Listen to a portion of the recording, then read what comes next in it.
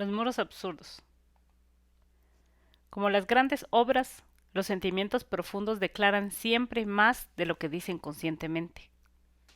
La constancia de un movimiento o de una repulsión en un alma se vuelve a encontrar en los hábitos de hacer o de pensar y tiene consecuencias que el alma misma ignora. Los grandes sentimientos pasean consigo su universo, espléndido o miserable. Iluminan con su pasión un mundo exclusivo en el que vuelven a encontrar su clima.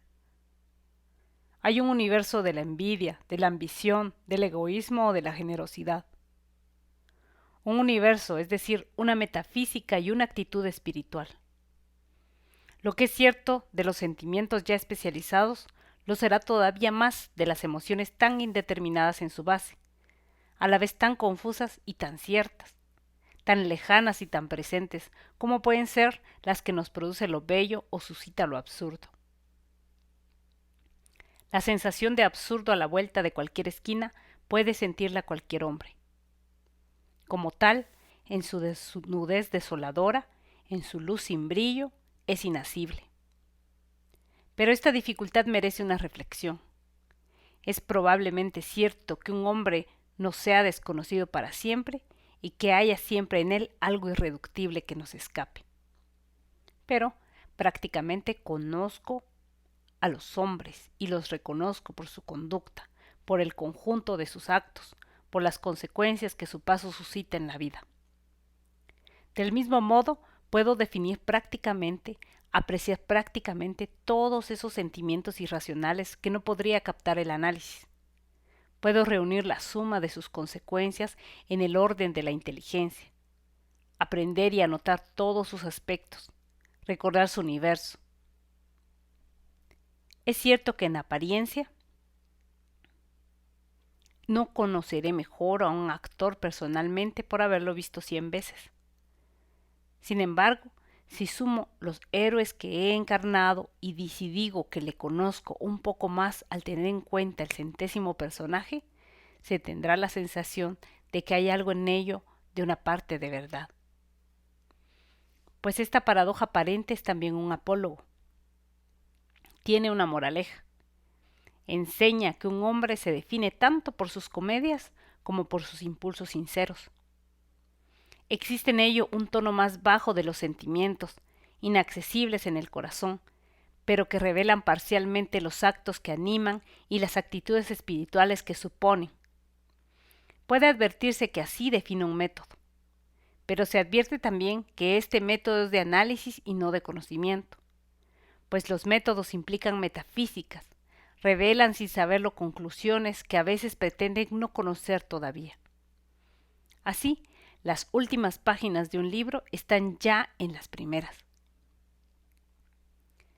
Este nudo es inevitable. El método aquí definido confiesa la sensación de que todo verdadero conocimiento es imposible. Solo pueden enumerarse las consecuencias y solo el clima puede hacerse sentir. Quizá podamos alcanzar el inaprehensible sentimiento de lo absurdo en los mundos diferentes pero fraternos de la inteligencia, del arte de vivir o del arte simplemente. El clima del absurdo está al comienzo. El final es el universo absurdo y la actitud espiritual que ilumina al mundo con su luz que le es propia, con el fin de hacerse resplandecer ese rostro privilegiado e implacable que ella sabe reconocerle. Todas las grandes acciones y todos los grandes pensamientos tienen un comienzo irrisorio. Las grandes obras nacen con frecuencia a la vuelta de una esquina o en la puerta giratoria de un restaurante. Lo mismo sucede con la absurdidad. El mundo absurdo, más que cualquier otro, extrae su nobleza de ese nacimiento miserable. En ciertas situaciones responder nada a una pregunta sobre la naturaleza de los pensamientos puede ser una finta en un hombre. Los amantes lo saben muy bien. Pero si esa respuesta es sincera, si traduce ese singular estado del alma en el cual el vacío se hace elocuente, en el que la cadena de los gestos cotidianos se rompe, en el cual el corazón busca en vano el eslabón que la reanuda, entonces es el primer signo de la absurdidad. Suele suceder que los decorados se derrumben. Levantarse, coger el tranvía, 4 horas de oficina o de fábrica, la comida, el tranvía, 4 horas de trabajo, la cena, el sueño, lunes, martes, miércoles, jueves, viernes y sábado con el mismo ritmo, es una ruta que se sigue fácilmente durante la mayor parte del tiempo. Pero un día surge el porqué, y todo comienza con esa lasitud teñida de asombro. Comienza, esto es importante. La lasitud está al final de los actos de una vida maquinal, pero inicia al mismo tiempo el movimiento de la conciencia. La despierta y provoca la continuación. La continuación es la vuelta inconsciente a la cadena, o el despertar definitivo. Al final del despertar viene, con el tiempo, la consecuencia, suicidio o restablecimiento. En sí misma la lasitud tiene algo de repugnante. Debo concluir que es buena, pues todo comienza por la conciencia, y nada vale sino por ella. Estas observaciones no tienen nada de original, pero son evidentes, y eso basta por algún tiempo, al efectuar un reconocimiento somero de los orígenes de lo absurdo. La simple inquietud está en el origen de todo. Asimismo, y durante todos los días de una vida sin brillo, el tiempo nos lleva. Pero siempre llega un momento en el que hay que llevarlo. Vivimos del porvenir. Mañana, más tarde, cuando tengas una posición, con los años comprenderás. Estas inconsecuencias son admirables, pues al fin y al cabo se trata de morir. Llega no obstante un día en el que el hombre comprueba o dice que tiene 30 años. Así afirma su juventud, pero al mismo tiempo se sitúa con relación al tiempo. Ocupa él su lugar. Reconoce que se halla en cierto momento de una curva que confiesa tener que recorrer. Pertenece al tiempo y a través del horror que se apodera de él, reconoce en aquel a su peor enemigo. El mañana anhelaba el mañana, cuando todo él debía rechazarlo. Esta rebelión de la carne es lo absurdo. Un peldaño más abajo y nos encontramos con lo extraño. Advertimos que el mundo es espeso. Entrevemos hasta qué punto una piedra nos es extraña e irreductible. Con qué intensidad puede negarnos la naturaleza un paisaje. En el fondo de toda belleza yace algo inhumano. Y esas colinas, la dulzura del cielo, esos dibujos de árboles, pierden, al cabo de un minuto, el sentido ilusorio con el que revestíamos y en adelante quedan más lejanos que un paraíso perdido. La hostilidad primitiva del mundo remonta su curso hasta nosotros a través de los milenios. Durante un segundo no lo comprendemos, porque durante siglos de él hemos comprendido las figuras y los dibujos que poníamos previamente, porque en adelante nos faltarán las fuerzas para emplear este artificio. El mundo se nos escapa porque vuelve a ser el mismo.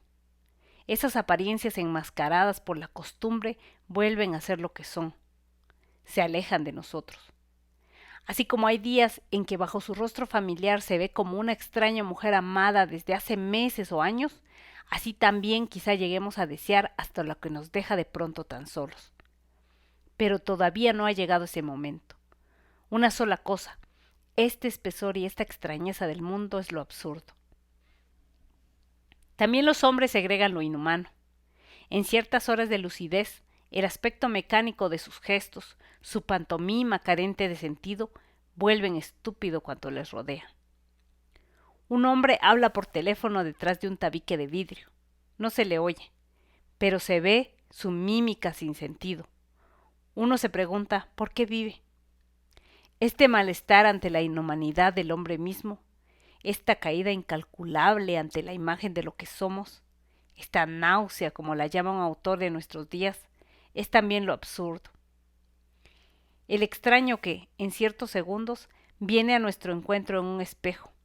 El hermano familiar y, sin embargo, inquietante que volvemos a encontrar en nuestras propias fotografías son también lo absurdo. Llego por fin a la muerte y al sentimiento que tenemos de ella. Todo está dicho sobre este punto, y lo decente es no incurrir en lo patético. Sin embargo, nunca se asombrará demasiado ante el hecho de que todo el mundo viva como si nadie lo supiese. Es que, en realidad, no hay una experiencia de la muerte. En el sentido propio, no es experimentado, sino lo que ha sido vivido y hecho consciente. Aquí lo más que puede hacerse es hablar de la experiencia de la muerte ajena.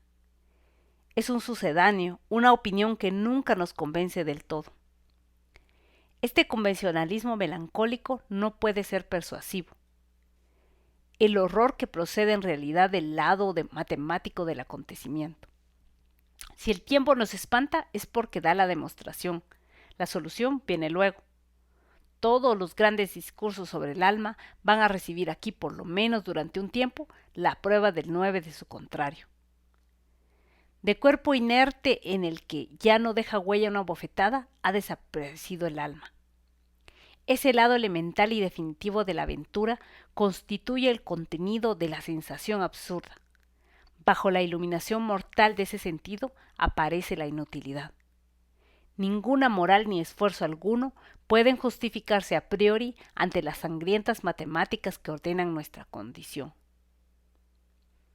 Repito que todo esto ha sido dicho y redicho. Me limito aquí a hacer una clasificación rápida y a indagar estos temas evidentes. Circulan a través de todas las literaturas y todas las filosofías la conversación cotidiana que se nutre de ellos. No se trata de volver a inventarlos, pero hay que asegurarse de estas evidencias para poder interrogarse luego sobre la cuestión primordial. Lo que me interesa, quiero repetirlo, no son tanto los descubrimientos absurdos como sus consecuencias. Si se está seguro de estos hechos, ¿qué hay que deducir de ellos? ¿Hasta dónde hay que ir para no estudiar nada? ¿Habrá que morir voluntariamente o esperar a pesar de todo?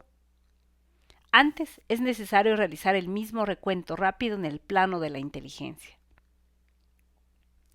La misma operación de la mente consiste en distinguir lo que es cierto de lo que es falso. Sin embargo, en cuanto el pensamiento reflexiona sobre sí mismo, lo primero que descubre es una contradicción. A este respecto es inútil esforzarse por ser convincente. Desde hace siglos nadie ha dado de este asunto una demostración más clara y elegante que Aristóteles. Decía, la consecuencia con frecuencia ridiculizada de estas opiniones es que se destruyen a sí mismas. Pues al afirmar que todo es cierto, afirmamos la verdad de la afirmación opuesta y por consiguiente la falsedad de nuestra propia tesis, pues la afirmación opuesta no admite que ella pueda ser cierta. Y si se dice que todo es falso, esta afirmación resulta también falsa. Si se declara que solo es falsa la afirmación opuesta a la nuestra, o bien que solo la nuestra es falsa, se está, no obstante, obligando a admitir un número infinito de juicios verdaderos o falsos. Pues quien emite una afirmación cierta, declara al mismo tiempo que es cierta y así sucesivamente hasta el infinito. Este círculo vicioso no es sino el primero de una serie en la cual la mente se inclina sobre sí misma, se pierde en un remolino vertiginoso. La simplicidad misma de estas paradojas hace que sean irreductibles. Cualesquiera que sean los juegos de palabras y las acrobacias de la lógica, comprender es, ante todo, unificar. El deseo profundo del espíritu mismo en sus operaciones más evolucionadas se une al sentimiento inconsciente del hombre ante su universo. Es exigencia de familiaridad, apetito de claridad. Para un hombre, comprender el mundo es reducirlo a lo humano, marcarlo con su sello. El universo del gato no es el universo del oso hormiguero. La perogrullada, todo pensamiento es antropomórfico, no tiene otro sentido. Del mismo modo, el espíritu que trata de comprender la realidad no puede considerarse satisfecho, salvo si reduce a términos de pensamiento.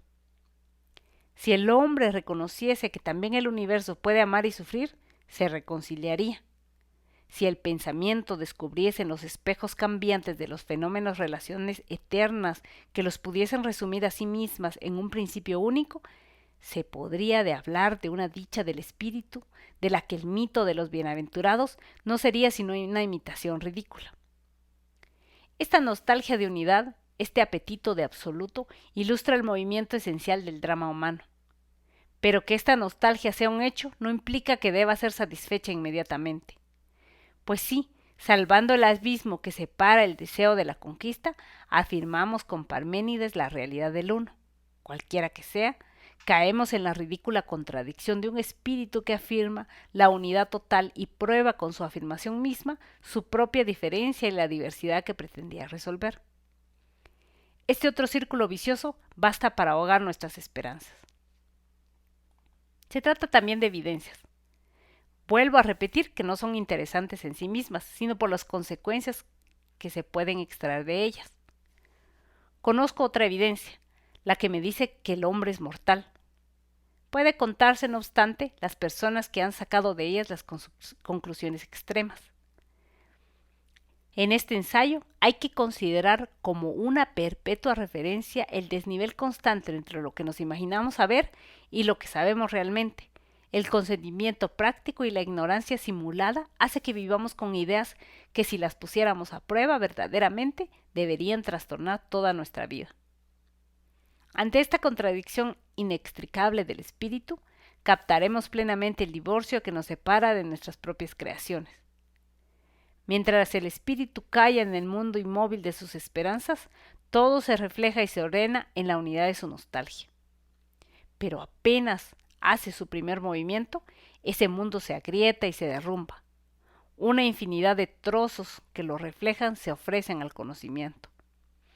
Hay que desesperar de que podamos reconstruir alguna vez la superficie familiar y tranquila que nos daría la paz del corazón. Después de tantos siglos de investigaciones y de tantas abdicaciones de los pensadores, sabemos que esto es cierto para todo nuestro conocimiento. Con la excepción de los racionalistas declarados, todos desesperan actualmente del verdadero conocimiento. Si hubiera que escribir la historia única, significativa del pensamiento humano, habría que hacer la de sus arrepentimientos sucesivos y fa de sus impotencias. ¿De quién y de qué puedo decir en efecto, lo conozco? Puedo sentir mi corazón y juzgar que existe. Puedo tocar este mundo y juzgar también que existe. Ahí termina toda mi ciencia y todo lo demás es construcción. Pues si trato de captar ese yo del cual me aseguro, si trato de definirlo y resumirlo, ya no es sino agua que corre entre mis dedos. Puedo dibujar uno a uno todos los rostros que toma, así como todos los que se le han dado. Esta educación, este origen, este ardor o estos silencios, esta grandeza o esta bajeza. Pero no se suman los rostros.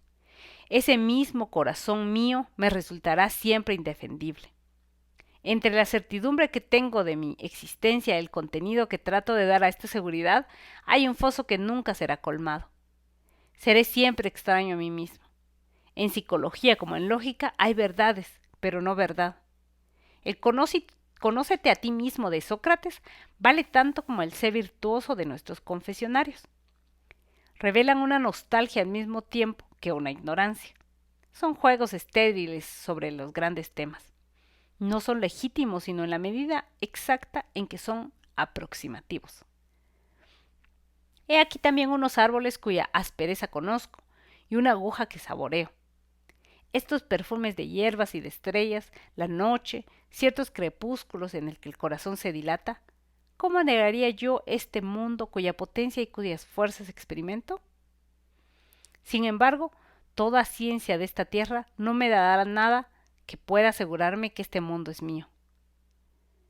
Me lo describen y me lo enseñan a clasificar. Me enumeran sus leyes y en mi sed de saber consiento que sean ciertas. Desmontan su mecanismo y mi esperanza aumenta. En último término, me enseñan que este universo prestigioso y abigarrado se reduce al átomo y que el átomo mismo se reduce al electrón.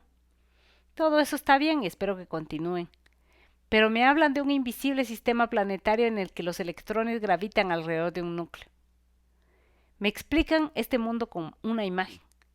Reconozco entonces que habrán ido a parar a la poesía. No lo conoceré nunca. ¿Tengo tiempo para indignarme por ello? Ya han cambiado de teoría. Así, esta ciencia que debía enseñármelo todo termina en la hipótesis. Esta lucidez náufraga en la metáfora, esta incertidumbre se resuelve en obra de arte. ¿Qué necesidad tenía yo de tantos esfuerzos? Las líneas suaves de esas colinas y la mano del crepúsculo sobre el corazón agitado me enseñan mucho más. He vuelto a mi comienzo. Comprendo que si bien puedo por medio de la ciencia captar los fenómenos y enumerarlos, no puedo aprenderme el mundo. Cuando haya seguido con el dedo todo su relieve, no sabré más que ahora. Y ustedes me dan a elegir entre una descripción que es cierta, pero que no me enseña nada, y una hipótesis que pretende enseñarme, pero que no es cierta. Extraño a mí mismo y a este mundo, armado únicamente con un pensamiento que se niega a sí mismo en cuanto afirma: ¿qué condición es esta en la que no puedo conseguir la paz sino negándome a saber y a vivir, en la que el deseo de conquista choca con muchos que desafían sus asaltos? Querer es suscitar las paradojas, y todo está ordenado para que nazca esa paz empozoñada que dan la indiferencia, el sueño de corazón o los renunciamientos mortales. También la inteligencia me dice, por tanto, a su manera, que este mundo es absurdo. Es inútil que su contraria, la razón ciega, pretenda que todo está claro. Yo esperaba pruebas y deseaba que tuviese razón. Mas a pesar de tantos siglos presuntuosos y por encima de tantos hombres elocuentes y persuasivos, sé que eso es falso. En este plano, por lo menos, no hay felicidad si no puedo saber. Esta razón universal, práctica o moral, este determinismo, estas categorías que implican todo, son como para hacer reír al hombre honrado. Nada tiene que ver con el espíritu.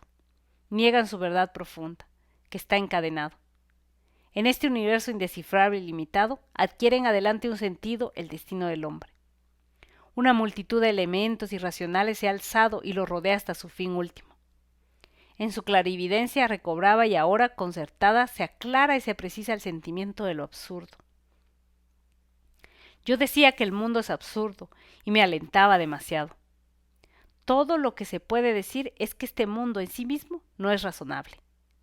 Pero lo que resulta absurdo es la confrontación de ese irracional y de ese deseo desenfrenado de claridad cuyo llamamiento resuena en lo más profundo del hombre.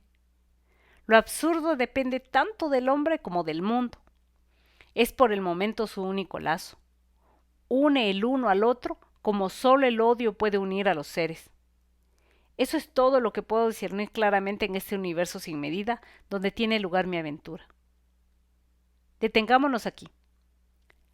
Si tengo por cierto ese absurdo que rige mis relaciones con la vida, si me empapo de ese sentimiento que me embarga ante los espectáculos del mundo, de esta clarividencia que me impone la búsqueda de una ciencia, debo sacrificar todas estas certidumbres y debo mirarlas de frente para poder mantenerlas.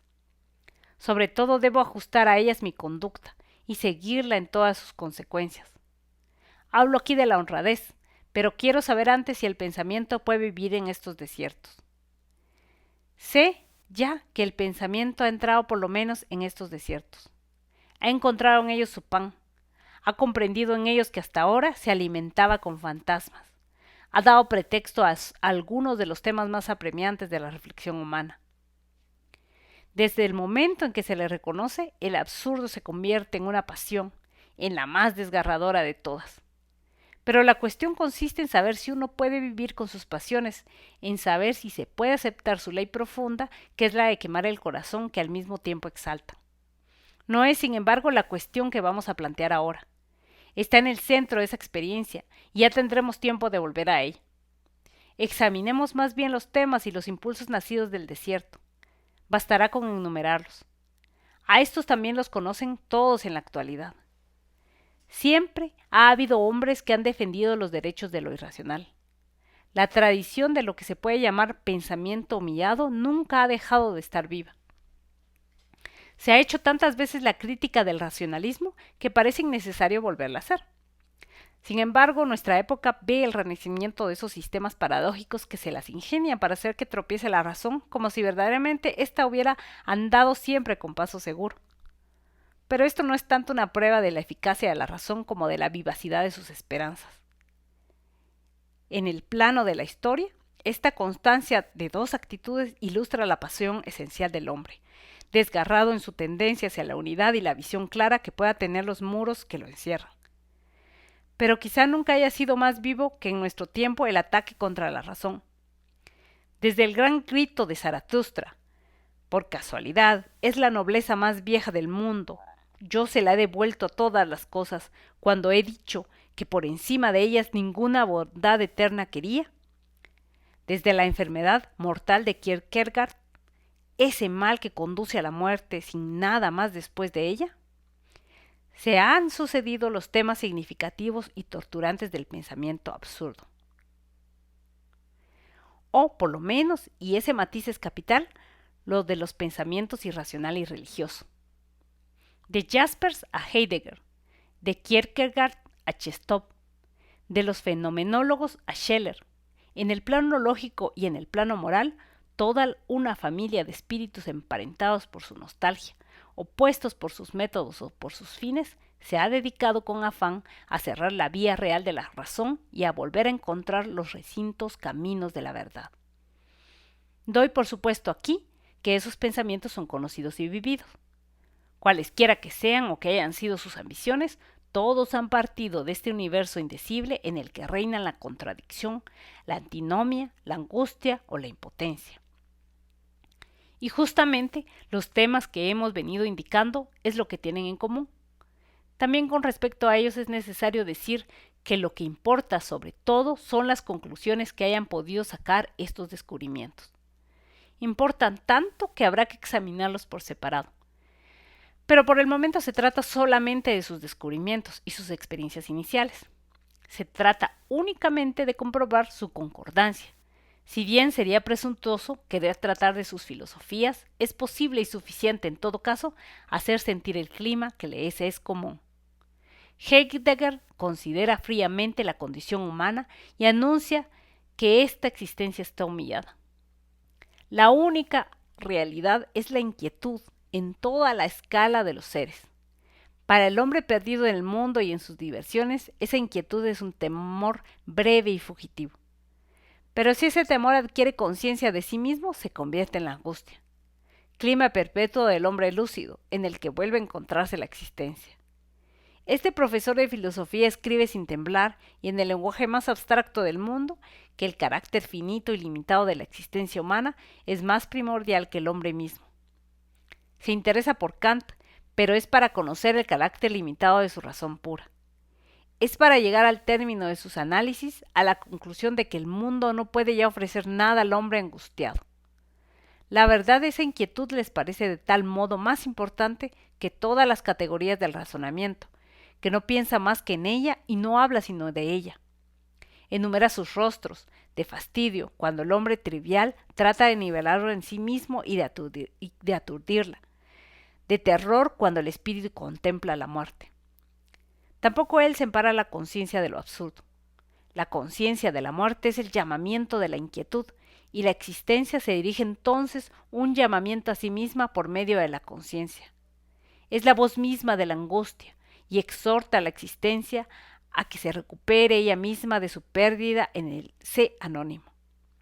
También él opina que no hay que dormir y que es necesario velar hasta la consumación. Se mantiene en este mundo absurdo y señala su carácter perecedero. Busca su camino en medio de estos escombros.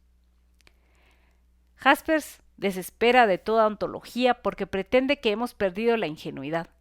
Sabe que no podemos llegar a nada que trascienda en el juego mortal de las apariencias. Sabe que al final del espíritu es el fracaso. Se demora en las aventuras espirituales que nos ofrece la historia y descubre implacablemente el fallo de cada sistema, la ilusión que lo ha salvado todo, la predicación que no ha ocultado nada. En este mundo devastado donde está demostrada la imposibilidad de conocer, donde la nada parece la única realidad y la desesperación sin recurso la única actitud, trata de encontrar el hilo de Ariadna que lleva a los secretos divinos.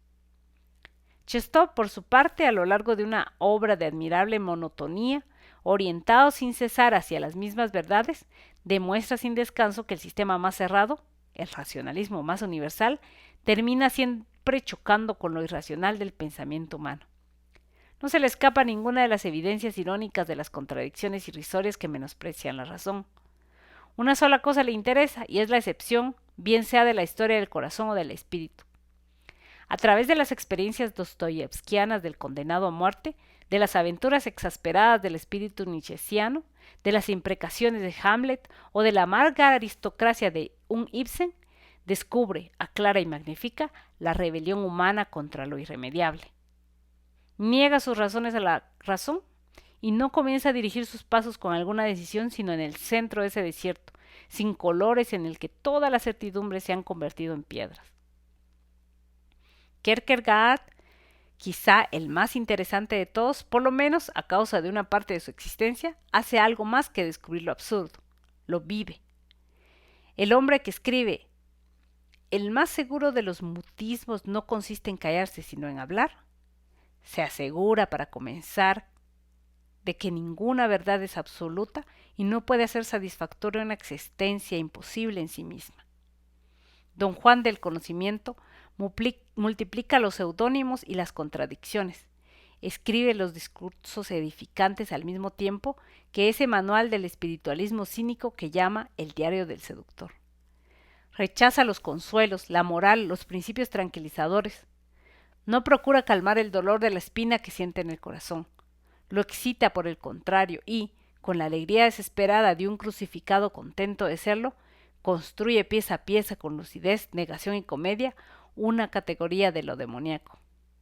Este rostro, a la vez tierno e irónico, estas piruetas seguidas de un grito que sale del fondo, del alma, son el espíritu absurdo mismo de la lucha con una realidad que lo supera. Y la aventura espiritual que lleva a Kierkegaard a sus queridos escándalos comienza también en el caos de una experiencia privada de sus decorados y vuelta a su incoherencia primera. En un plano muy distinto, el del método, con sus exageraciones mismas, Husserl y los fenomenólogos restituyen al mundo su diversidad y niegan el poder trascendente de la razón.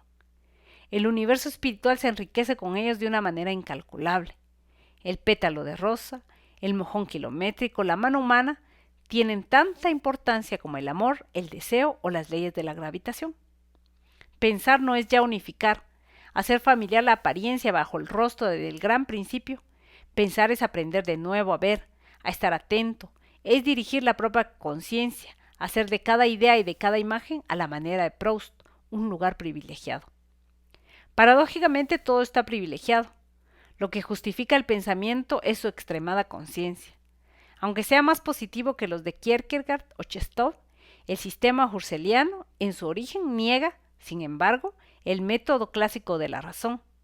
Decepciona la esperanza. Abre a la intuición y el corazón toda una proliferación de fenómenos cuya riqueza tiene algo de inhumano. Estos caminos llevan a todas las ciencias o a ninguna. Es decir, que el medio tiene aquí más importancia que el fin.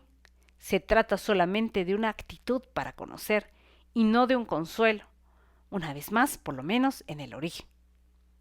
¿Cómo no advertir el parentesco profundo de estos pensadores? ¿Cómo no ver que se reagrupan alrededor de un lugar privilegiado y amargo donde la esperanza ya no tiene cabida?